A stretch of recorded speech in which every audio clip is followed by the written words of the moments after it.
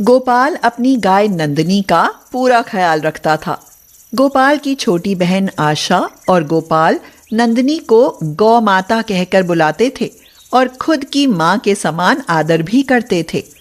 जैसे ही सुबह की बेला होती, नंदिनी जोर जोर से रंभाने लगती। सुबह सुबह नंदिनी के रंभाने की आवाज सुनकर गोपाल जागता है और कहता है, लो, लगी रंभाने सुबह सुबह। अरे इसे मुझसे पहले मंदिर जाने की पड़ जाती है।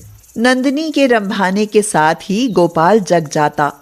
फिर नंदिनी को नहलाता और खुद भी नहाता। नहा धोकर मंदिर जाता तो गाय भी उसके साथ साथ मंदिर जाती।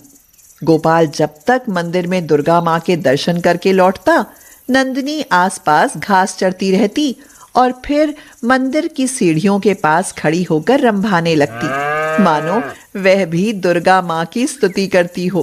क्यों री नंदिनी, कर ली दुर्गा माँ की भक्ति, अब घर चलें क्या? गोपाल और आशा दोनों भाई बहन की नजर हमेशा नंदिनी पर ही टिकी रहती थी। उनका दिन नंदिनी को चारा पानी देने और उसके लाड लड़ाने में ही बीतता था। भैया, हमारा घर नंदिनी के कारण ही चलता है। देखो ना, जब से इसने दूध देना बंद किया है, घर में आमदनी कितनी कम हो गई है। अरे तू चिंता क्यों करती है पगली, बस 2-3 महीने की ही तो बात है, घर में फिर से दूध की नदियां बहने लगेंगी।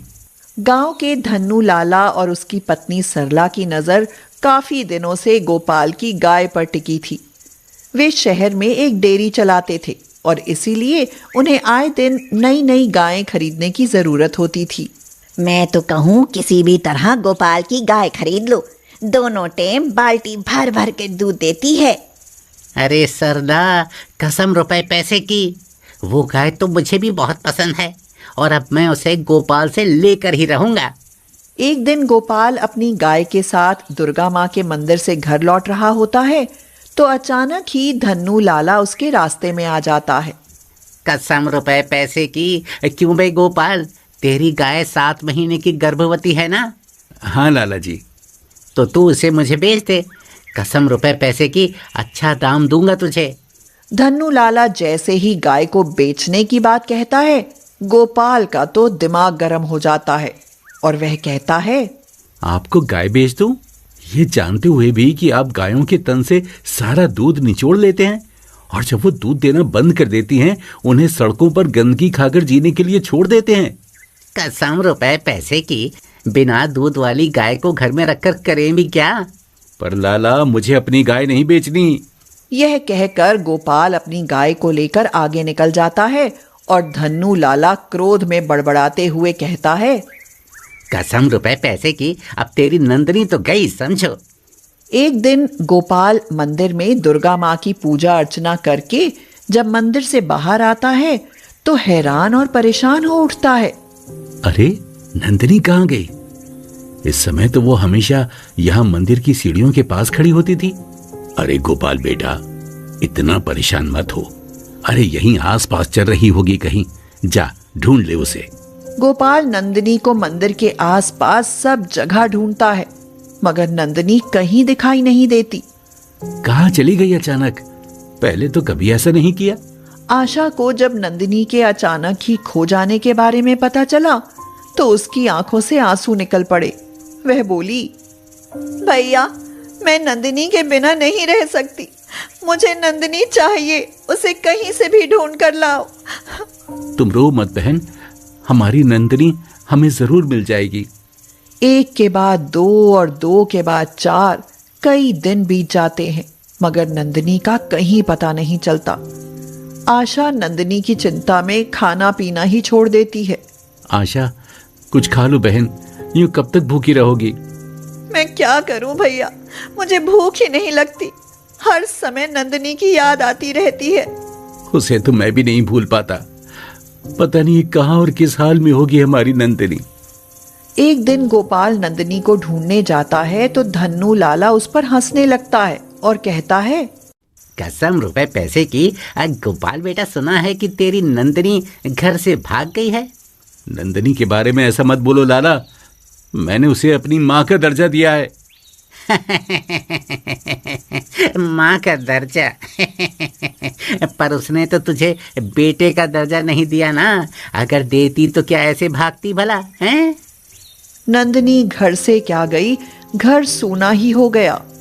आशा का हाल बेहाल हुए जा रहा था और गोपाल का मन भी नंदिनी के बिना हमेशा उचाट रहता था। अब बेटा गोपाल, ऐसे परेशान होने से क्या हासिल होगा? अगर नंदिनी कहीं भी नहीं मिल रही तो पुलिस थाने में रपट लिखा दे। हो सकता है पुलिस उसे ढूंढ दे। अब तो बस माँ दुर्गा का ही भरोसा है पुजारी चाचा। पुलिस गाय ढूंढे ना ढूंढे, पर दुर्गा माँ उसे अवश्य ढूंढ लाएगी। अगर तुझे दुर्गा मैया पर इतना ही विश्वास है बेटा, तो देखना माँ तेरा भरोसा कभी टूटने नहीं देगी। यही सोचकर गोपाल हाथ जोड़कर माँ दुर्गा से प्रार्थना करता है। हे माँ, मेरी नंदिनी पता नहीं किस हाल में है, उसकी रक्षा करना माँ, और उसे वापस लौटा लाना।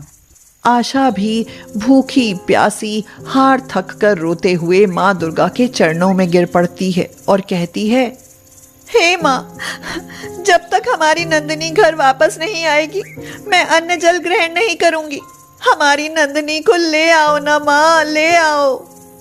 आशा और गोपाल का नंदिनी के प्रति ऐसा गहरा प्रेम भाव देखकर माँ दुर्गा बहुत प्रसन्न होती हैं और मूर्ति में से आवाज आती है, तुम चिंता मत करो मेरे बच्चों, तुम्हारी नंदिनी जल्दी ही घर वापस आ जाएगी।